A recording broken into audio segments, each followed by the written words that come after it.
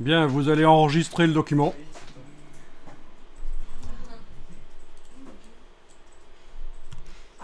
Et alors, parallèlement à Illustrator, vous allez lancer InDesign. J'aurais pu choisir Photoshop aussi ou n'importe quel autre logiciel. On va faire un petit test.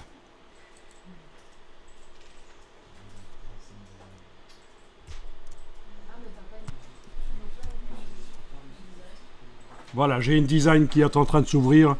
Étant donné que je suis sur un Mac, je vois les autres logiciels derrière, donc je vois toujours le document Illustrator derrière, mais c'est bien InDesign qui est en train de se lancer là.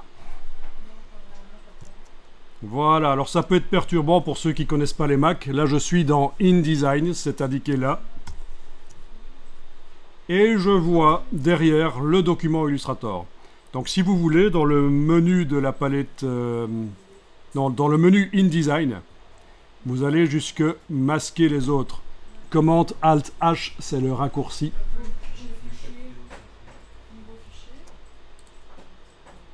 Et alors on va créer un nouveau document. Nouveau document dans InDesign.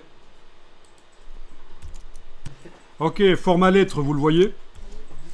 Sinon, dans Impression, vous allez avoir ces documents de départ qui sont proposés. Format lettre, voilà.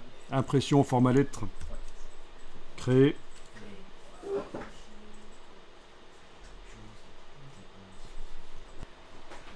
Alors, Alt roulette pour zoomer en arrière. Et vous allez créer un rectangle par-dessus. Alors, qu'est-ce qu'on a ici dans InDesign? On a le format de la page et on a des marges à 12,7 mm du bord. Un demi-pouce anglais, 12,7 mm. Peu importe, la marge rose ne nous intéresse pas.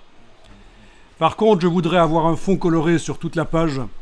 Et donc, on va prendre le rectangle dans InDesign.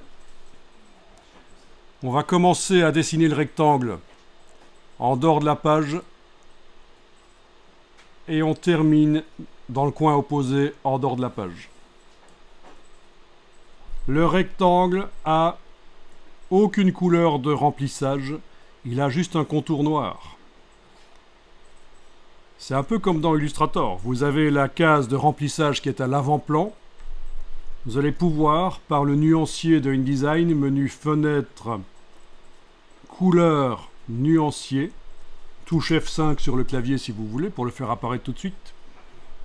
Menu fenêtre, couleur, nuancier, vous allez pouvoir choisir une couleur de fond.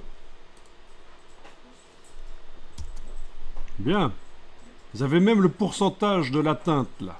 Si vous voulez que la couleur soit moins présente. Parfait.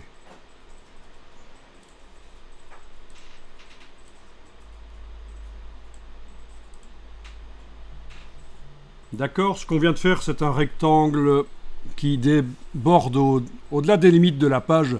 C'est ce qu'on appelle le système du fond perdu. C'est super important quand on fait de l'impression. Alors, si on allait chercher maintenant le fichier Illustrator et qu'on l'importait, il arriverait dans le rectangle. C'est pas du tout ce que je veux qu'il arrive par-dessus le rectangle, que ce soit un bloc indépendant. Je veux pas qu'il arrive dans le bloc du rectangle. Donc ce qu'on va faire là, c'est qu'on va s'assurer que le rectangle, on ne peut plus le modifier. On va le verrouiller. Vous allez dans le menu Fenêtre, Calque. Fenêtre, Calque. La palette des calques de InDesign, vous la voyez. On ouvre le calque.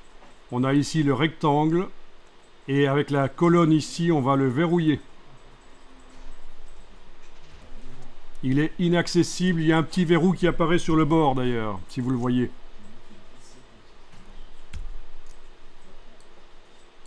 Alors, InDesign et Illustrator sont deux logiciels très similaires dans leur fonctionnement. C'est ce qu'on appelle des logiciels vectoriels, parce qu'on travaille avec des descriptions de formes mathématiques.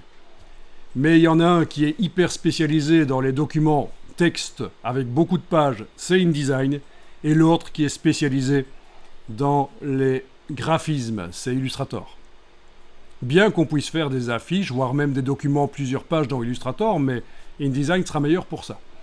D'accord ? Donc, si vous avez les deux, utilisez en fonction du travail que vous faites, l'un ou l'autre, ou les deux de manière complémentaire.